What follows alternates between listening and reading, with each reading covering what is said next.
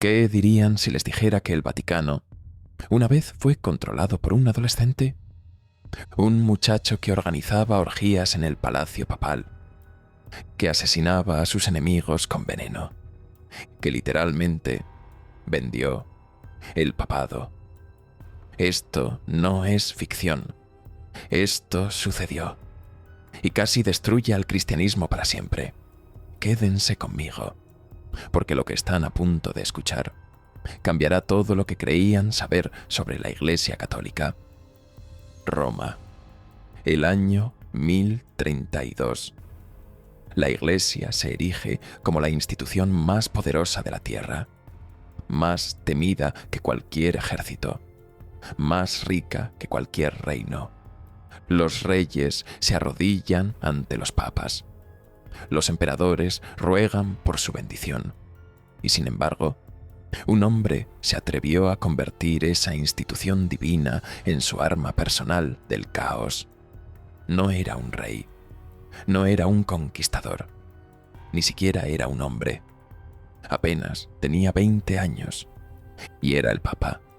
Hoy, en Relatos del Poder, desentrañamos la historia verdadera y olvidada de Benito IX, el único papa que gobernó el Vaticano 3 veces y el único acusado de literalmente vender el trono de San Pedro. Pero esto no es solo sobre un papa corrupto, es sobre cómo un solo adolescente casi derribó toda la Iglesia Católica. Cómo convirtió el Vaticano en una guarida de ladrones. Cómo hizo del papado una mercancía para comprar y vender como ganado. Una historia de lujuria, asesinato, soborno y rebelión dentro de las paredes más sagradas de la tierra. Esta no es una historia de fe, es una historia de poder absoluto, corrompiendo absolutamente. Bienvenidos a la rebelión de Benito IX. Y antes de comenzar, si piensan que conocen la corrupción en el mundo moderno, esperen hasta ver de lo que era capaz la Roma medieval. El niño que llevó la tiara, el ascenso imposible. Imaginen esto, el año 1032, una fría mañana de octubre en Roma. Las campanas de la Basílica de San Pedro repican por toda la ciudad eterna, pero no están repicando en celebración, están repicando en advertencia. En el palacio papal, un muchacho está a punto de ser coronado papa. Su nombre, Teofilacto de Túsculo. Edad, apenas 20 años. Algunos cronistas dicen que tenía solo 18. Otros susurran que era aún más joven.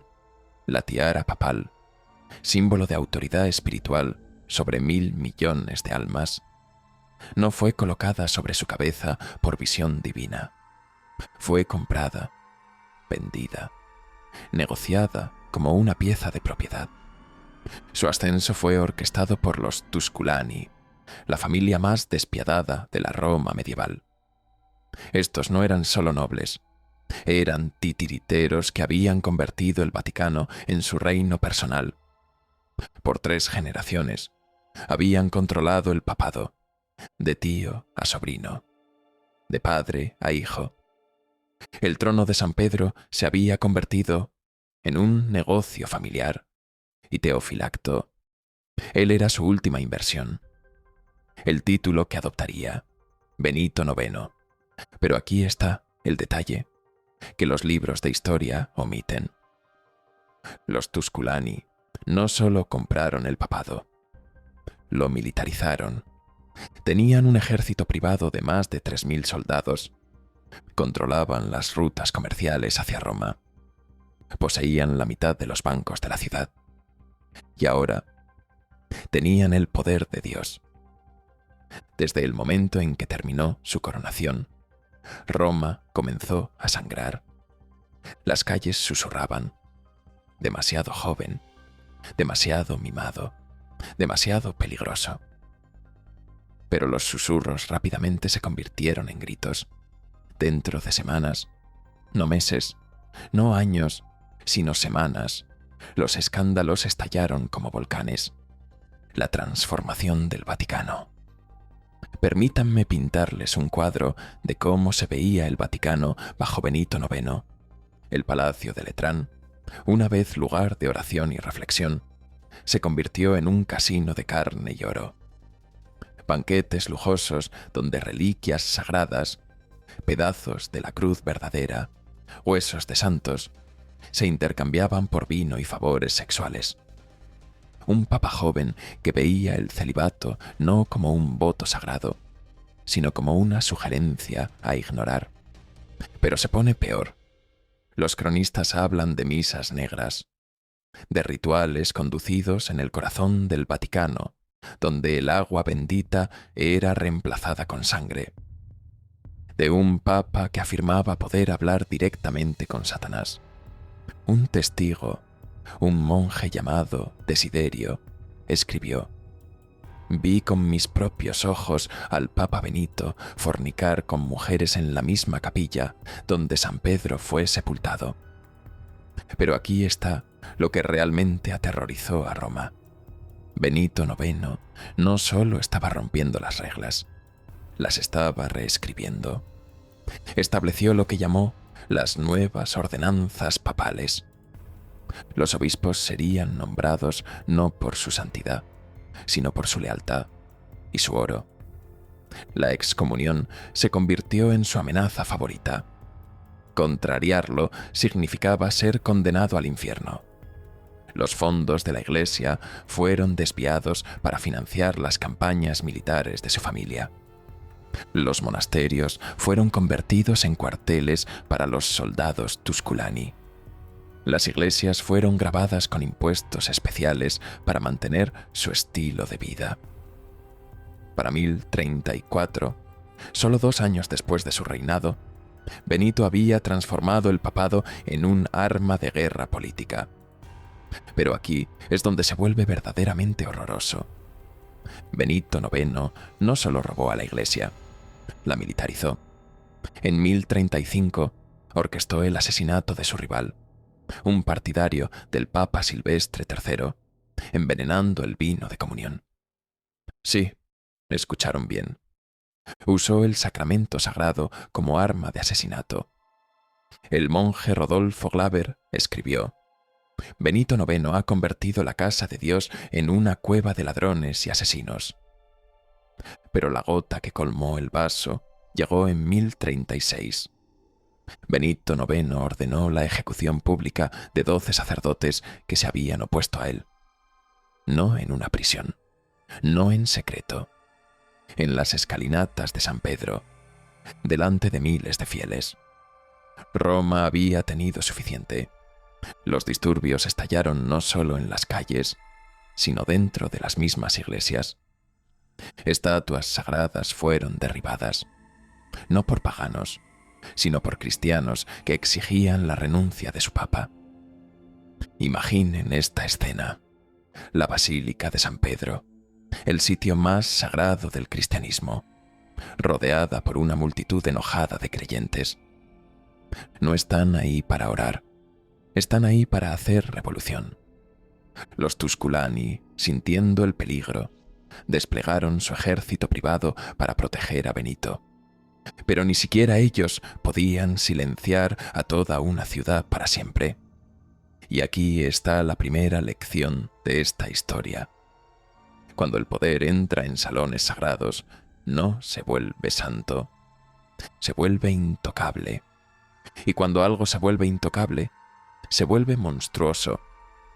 Pero si piensan que la historia de Benito IX termina con su caída, no han visto nada aún. Porque lo que sucede después los impactará hasta el fondo. ¿Qué pasa cuando un papa se convierte en tirano? ¿Qué pasa cuando el líder espiritual de la cristiandad vende su alma? La respuesta yace en el capítulo más escandaloso de la historia del Vaticano. Un capítulo tan oscuro, tan impensable, que la Iglesia trató de borrarlo de la historia. Pero nosotros recordamos. El Papa que vendió su trono, la primera caída. Para 1044, Roma ya no susurraba, gritaba. Las calles corrían rojas con la sangre de los disturbios. Las iglesias fueron quemadas por sus propias congregaciones. Y el nombre, Benito IX, se había convertido en una maldición en las bocas de los fieles. El clero lo condenaba desde sus púlpitos. Los nobles tramaban su asesinato en reuniones sombrias. Y el férreo control de los Tusculani sobre la ciudad comenzó a agrietarse. Pero aquí está el detalle que cambia todo. La revolución contra Benito IX no fue liderada por nobles o soldados. Fue liderada por monjas. Sí, escucharon bien. Las Hermanas de la Misericordia, un convento de Roma, fueron las primeras en declarar que Benito IX era un antipapa, un falso papa, un usurpador del trono de Pedro. La Madre Superiora, Sor Matilde, escribió una carta que se leería en todas las iglesias de Roma. El que se sienta en el trono de Pedro no es pastor, sino lobo. No es santo, sino demonio. No es papa, sino tirano. Y como cristianos, tenemos el deber sagrado de resistir. Esta carta, copiada miles de veces, se convirtió en el manifiesto de la revolución. Lo que sucedió después no fue solo una revolución. Fue una guerra santa. Enero de 1045. Una multitud de 10.000 romanos marchó hacia el palacio de Letrán. Llevaban antorchas, llevaban armas y llevaban una sola demanda: Benito IX debe irse. Pero también llevaban algo más poderoso: la bendición del clero. Por primera vez en la historia, sacerdotes y monjes marcharon junto a comerciantes y soldados. La Iglesia se había dividido contra sí misma, y Benito IX estaba del lado perdedor. Benito IX, enfrentado con multitudes violentas y traición desde dentro de su propio clan, se vio obligado a huir de la ciudad como un criminal común. El Papa de Roma, corriendo por su vida. Pero aquí está el detalle que los libros de historia no mencionan. Benito IX no huyó solo. Se llevó el tesoro del Vaticano, carretas llenas de oro, reliquias sagradas, documentos papales, incluso la corona papal. Roma declaró la sede papal vacante y eligió a Silvestre III, un candidato de compromiso, con legitimidad cuestionable, pero apoyo incuestionable. La pesadilla había terminado. O eso pensaron, el regreso del demonio. Pero esta no era la historia del fin de Benito IX. Era solo el comienzo del capítulo más escandaloso de la historia papal. Porque 3 meses después, Benito regresó, y esta vez trajo un ejército. Marzo de 1045. Las puertas de Roma se estremecieron bajo el asalto de los mercenarios de Benito. Soldados Tusculani, financiados por oro robado de la iglesia, pusieron sitio a la ciudad eterna. Pero esta vez, Benito IX tenía aliados inesperados: el rey de Hungría, el duque de Normandía y, más sorprendente aún, el emperador bizantino. ¿Por qué estos poderosos líderes apoyaron a un papa corrupto? La respuesta es simple: dinero. Benito IX había prometido dar a cada uno de ellos control sobre territorios específicos de la Iglesia. Había convertido el papado en un negocio de franquicias. La batalla fue brutal. Calle por calle, iglesia por iglesia, Benito IX se abrió camino de vuelta al poder. Silvestre III fue capturado y encarcelado. La revolución fue aplastada. Una vez más, Benito IX era papa. Pero algo había cambiado. Su gobierno ya no estaba protegido por el temor o la tradición. El Vaticano ahora olía a desesperación. La tiara papal se sentía pesada en su cabeza no como corona, sino como carga. Y en esa desesperación, Benito IX cometería el acto más impensable en la historia de la Iglesia Católica. Entra Juan Graciano, el padrino de Benito, un hombre de piedad genuina, respetado en toda Roma por su virtud y sabiduría. Pero aquí está el detalle que cambia toda la historia. Juan Graciano no era solo el padrino de Benito, era su acreedor. Sí, escucharon bien. Benito IX le debía dinero a su padrino. Una suma masiva, 3.000 libras de oro. En el caos de 1045, Graciano se acercó a su ahijado con una propuesta.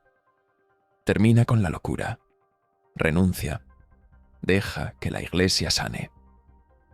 Pero Benito IX estaba quebrado. Años de guerra, soborno y exceso habían agotado incluso la vasta riqueza del Vaticano.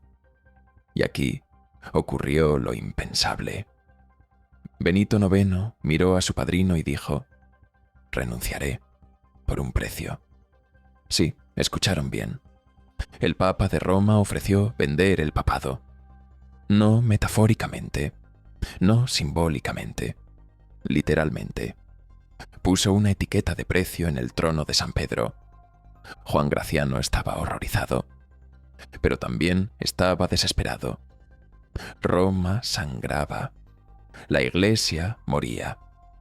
Y entonces, en mayo de 1045, tuvo lugar la transacción más escandalosa de la historia humana.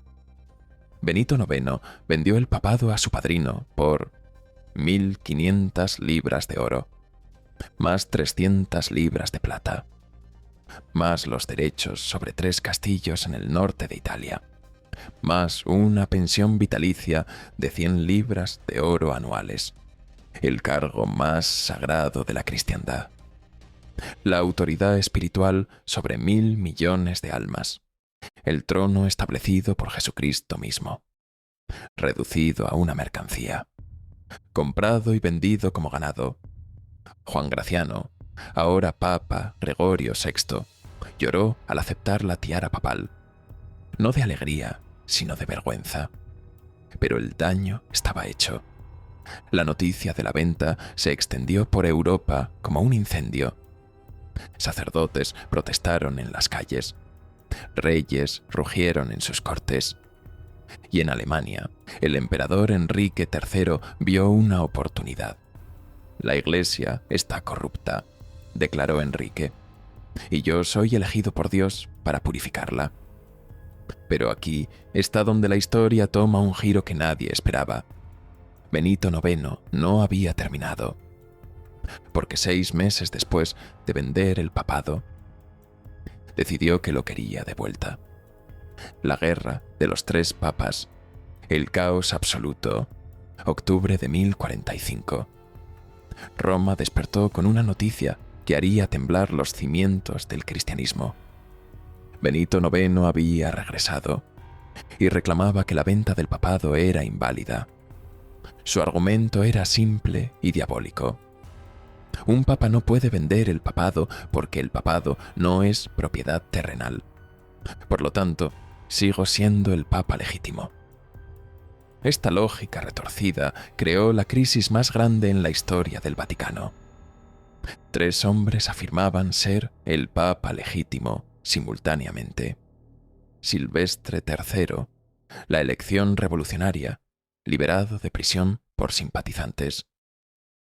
Benito IX, que reclamaba nunca haber renunciado legalmente. Gregorio VI, que había comprado el cargo. Roma se dividió en 3. Cada papa tenía sus propios seguidores. Cada papa celebraba misa en diferentes iglesias. Cada papa excomulgaba a los otros 2. El resultado fue un caos teológico sin precedentes. ¿Cuál comunión era válida? ¿Cuáles matrimonios eran sagrados? ¿Cuáles pecados eran perdonados? Las familias se dividieron. Los comerciantes no sabían a quién pagar los diezmos. Los soldados no sabían a quién servir. Pero lo más terrible de todo Los fieles perdieron la fe. Si 3 hombres podían afirmar ser la voz de Dios en la tierra, entonces, ¿quién realmente hablaba por Dios? La respuesta llegó del norte, con 50.000 soldados alemanes, y la furia de un emperador que afirmaba ser el elegido de Dios. Parte 2. El juicio final. Enrique III marchó hacia el sur con un ejército de 50.000 hombres. Su misión, limpiar la casa en Roma. Su autoridad, derecho divino. Pero Enrique no era solo un conquistador, era un reformador. Un hombre que genuinamente creía que Dios lo había llamado a salvar la Iglesia. El Concilio de Sutri. Diciembre de 1046. El juicio religioso más importante de la historia medieval. 3 hombres fueron llevados ante el Tribunal Imperial. Silvestre III, la elección revolucionaria. Benito IX, que quería su trono de vuelta. Gregorio VI, que había comprado el papado. El juicio duró 3 días. Testimonios de cientos de testigos. Documentos que probaban la corrupción. Evidencia que hacía llorar a los jueces. El juicio de Enrique III fue rápido y brutal. Los 3 fueron condenados como fraudes. Los 3 fueron despojados de sus títulos. Los 3 fueron enviados al exilio. Enrique nombró a su propio candidato, Clemente II, un obispo alemán sin lazos con la corrupción romana.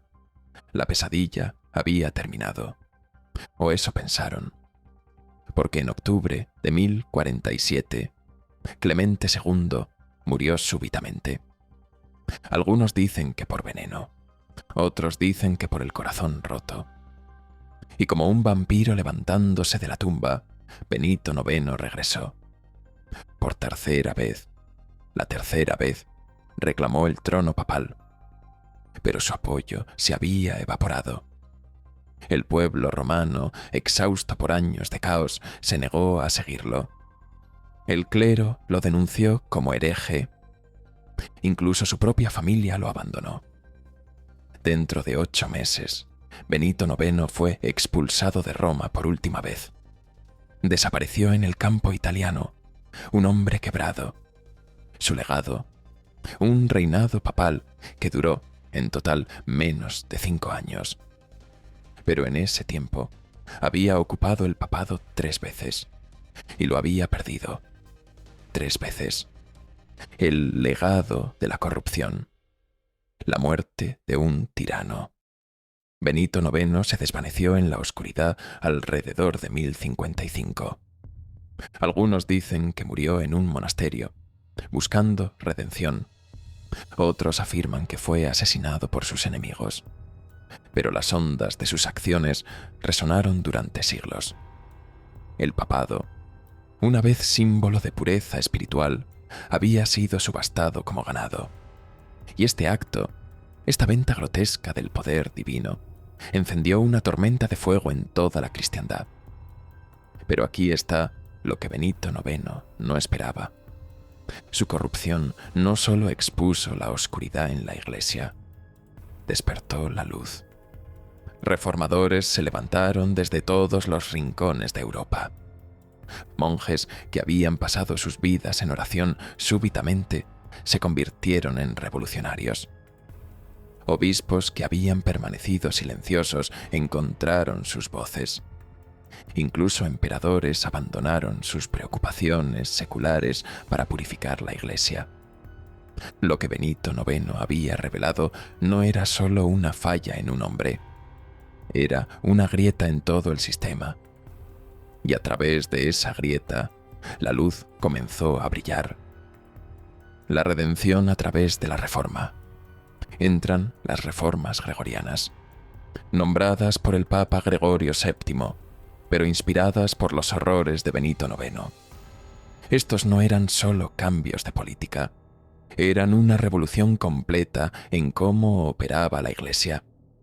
No más venta de cargos eclesiásticos, no más papas elegidos por familias adineradas, no más tratar el Vaticano como un negocio familiar. El celibato no era solo alentado, era aplicado. La simonía, compra y venta de posiciones eclesiásticas, se convirtió en un crimen punible con excomunión. El papado se volvió sujeto a supervisión por concilios eclesiásticos. En otras palabras, la corrupción de Benito IX se convirtió en la fundación para la redención de la Iglesia. Pero la mancha de Benito persistió. Por décadas, quizás siglos, el papado fue visto con sospecha. Cada vez que un nuevo papa era elegido, la gente susurraba: ¿es este un pastor de almas o un comerciante disfrazado?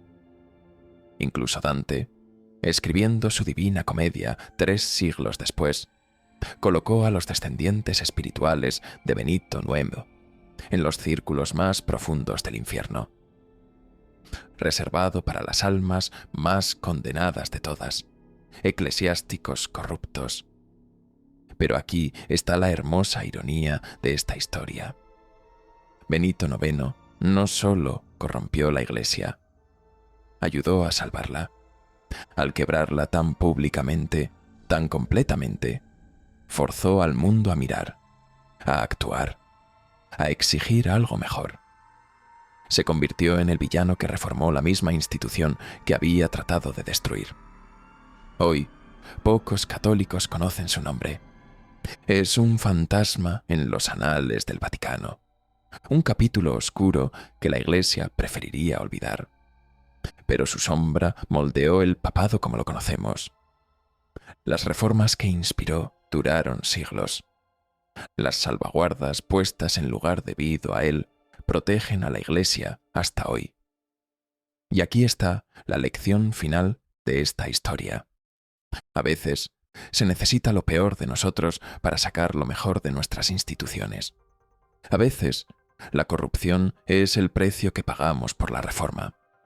A veces el mayor servicio que un villano puede realizar es ser tan villano que la gente buena no tiene otra opción que actuar.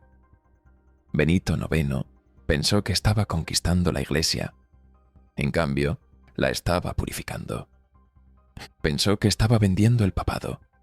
En cambio, estaba comprando su redención. Así que la próxima vez que vean el humo blanco elevarse sobre la Basílica de San Pedro, la próxima vez que vean a un papa dirigirse al mundo, recuerden esta historia. Recuerden que una vez el trono de Pedro fue comprado y vendido como mercancía. Recuerden que una vez la Iglesia fue gobernada por un adolescente que pensó que estaba por encima de Dios. Recuerden que una vez el Vaticano fue una cueva de ladrones y asesinos. Pero de esa oscuridad vino la luz. De esa corrupción vino la reforma. De esa traición vino el renacimiento. La Iglesia Católica hoy, cualesquiera que sean sus fallas, no es la Iglesia de Benito IX. No puede serlo, porque el legado de Benito IX no se lo permite. Este ha sido Relatos del Poder, la historia de Benito IX, el papa que vendió su alma y accidentalmente salvó la Iglesia. Si esta historia los impactó, si los hizo pensar, si cambió cómo ven el poder y la corrupción, presionen ese botón de suscripción. Compartan este video con alguien que necesite escucharlo. Y déjenme saber en los comentarios qué otros capítulos oscuros de la historia deberíamos explorar. Porque la historia no es solo sobre el pasado, es sobre entender el presente y prepararse para el futuro. La próxima semana exploraremos otra historia de poder que salió mal, otra historia que no quieren que sepan, otro viaje a los rincones más oscuros de la ambición humana. Hasta entonces, recuerden, el poder corrompe, pero la corrupción, si somos lo suficientemente valientes para enfrentarla, también puede purificar Este es Relatos del Poder. Los vemos la próxima vez.